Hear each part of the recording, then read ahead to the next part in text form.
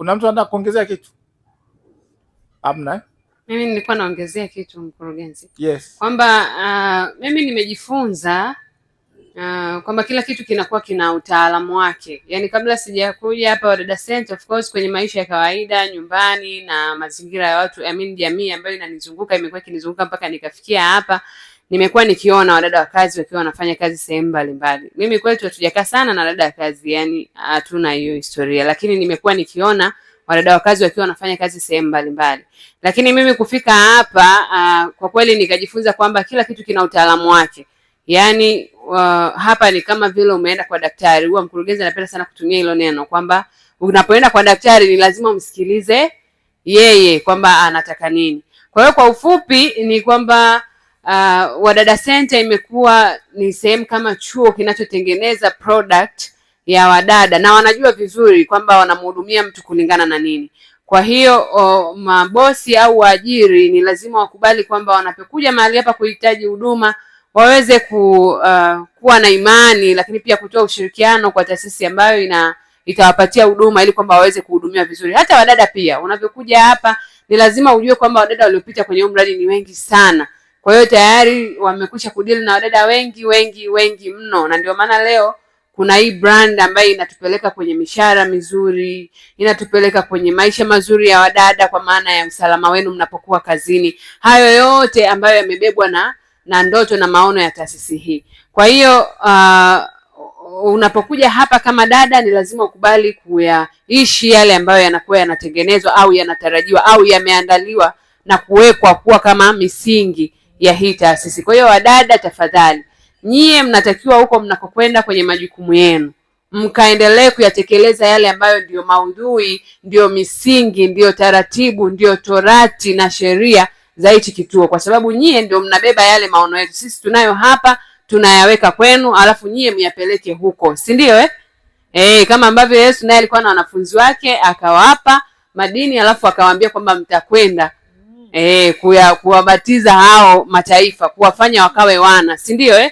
Kwa hiyo na nyie lazima muende kwa waajiri wenu ambao sisi kwetu ni wateja wetu, kama ambavyo wewe pia ni mteja wetu kama dada. Lakini kahakikishe yale ambayo sisi tunayatengeneza, tunayaishi hapa, tukayaone mkiyafanya kwa waajiri wenu. Hivyo tu. Asante sana Akila. Ni kweli. So sisi kama mradi, nafikiri ndio hicho nataka tumalizie. Sisi kama mradi kila siku tunajifunza. Kila siku tunajifunza kutoka kwa wadada, tunajifunza kutoka kwa waajiri. Niseme labda vitu gani mwaka huu tumeweza kujifunza. Ni vingi, lakini labda niseme kuna vile vya muhimu vikubwa kabisa. Cha kwanza niseme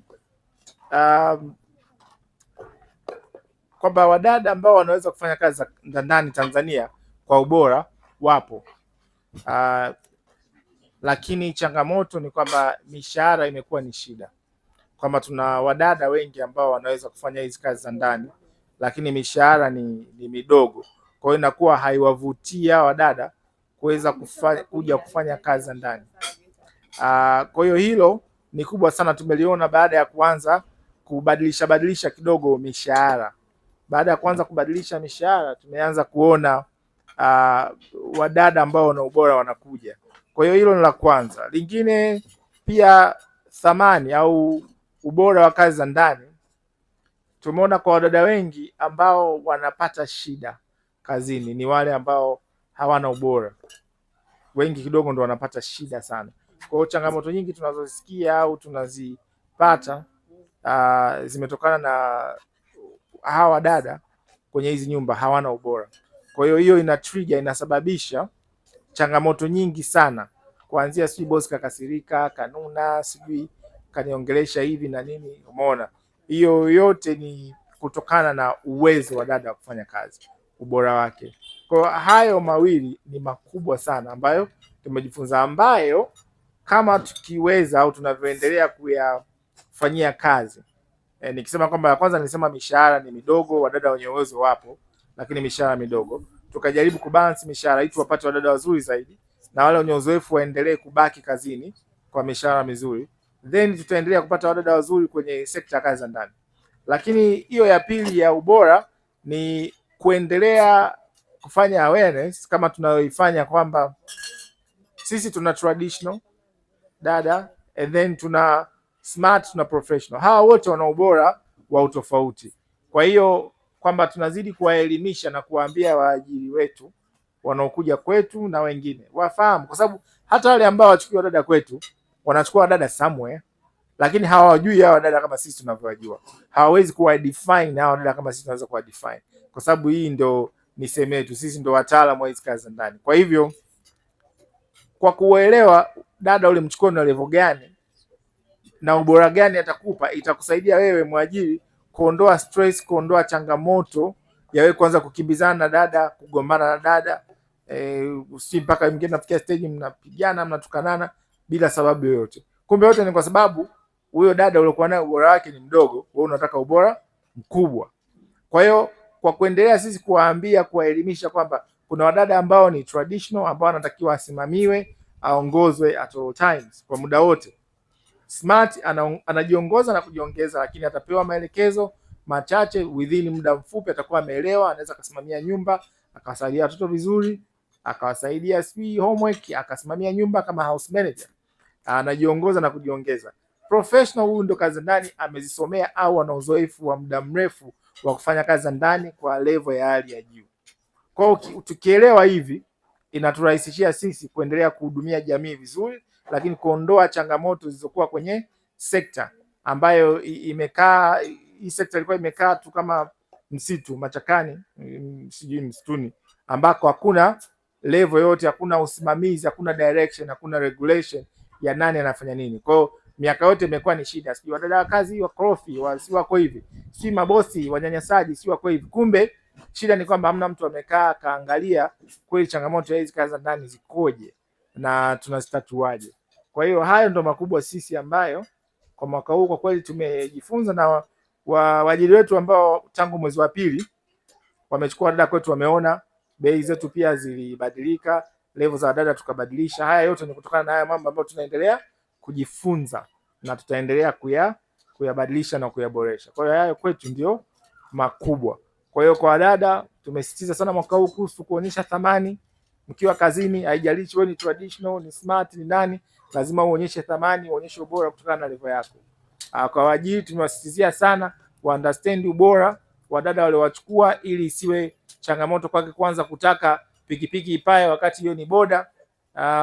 Tumewaambia sana hicho, lakini pia tukagundua kabisa kwamba wadada wengi wanaondoka kazini au wanashindwa kazi kutokana na lugha ambazo sio nzuri wanazopata kwa mabosi wao, na wengine pia kufikia stage ya kwanza kufanyiwa abuse, yani unyanyasaji. Kwa hiyo hivi vyote tumevipitia mwaka huu.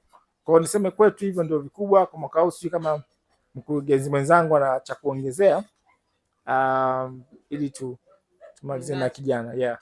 Ninacho. Mimi nachotaka kusema tu ni kwamba niko hapa kwa ajili ya kuwaonyesha njia. Nitawaonyesha njia. Si mnaelewa eh? Mnakaaga kule TikTok mnasema huyu anakandamiza sana wadada huyu. Yaani huyu ni kutetea tu mabosi. Mimi nasema hivi, kazi yangu ni kuwaonyesha namna ya kupata hela. Mpo? Hela inatoka kwenye kazi. Tawafundisha kazi. Tawafundisha namna ya kuweza kutoa ubora ili uweze kulipwa vizuri. Period. Hicho ndio kikubwa ambacho kwa upande wangu nataka kusema. Nitawaonyesha wadada namna ya kutoa thamani ili mpate hela. Sio mnataka hela ndio mfanye kazi. Hicho kitu hakipo. Fanyeni kazi kwa ubora ili muweze kupata hela. Lazima tu attract zaidi mabosi ambao wanaweza kutulipa vizuri zaidi. Kwa hiyo ili tuweze ku attract lazima tuchape kazi. Kwa hiyo jiandaeni. Hayo mlioyaona kama nilivyosema ni rasha. Sawa eh? Mvua zenyewe zinafanyaje? Masika yenyewe inafanyaje? Tukutane mwakani kwenye workshop za mwakani, kwenye program zote zinazokuja, yani ni mwendo wa kazi. Sawa jamani? Tufanye kazi, pesa tutaziona. Tuache longolongo, tuache bla bla, tuache kulalamikia sijui nini. Malalamiko mengi ni kwa sababu watu hawataki kuwajibika.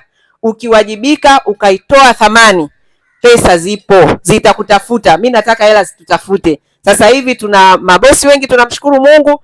Tunapata mabosi wa kulipa wadada wa 500,000, wanaolipa 300,000, wanaolipa 1,500,000. Kwetu mshahara mdogo kabisa ni 1,500,000. Na najivunia hilo. Tuko mbele ya muda sana.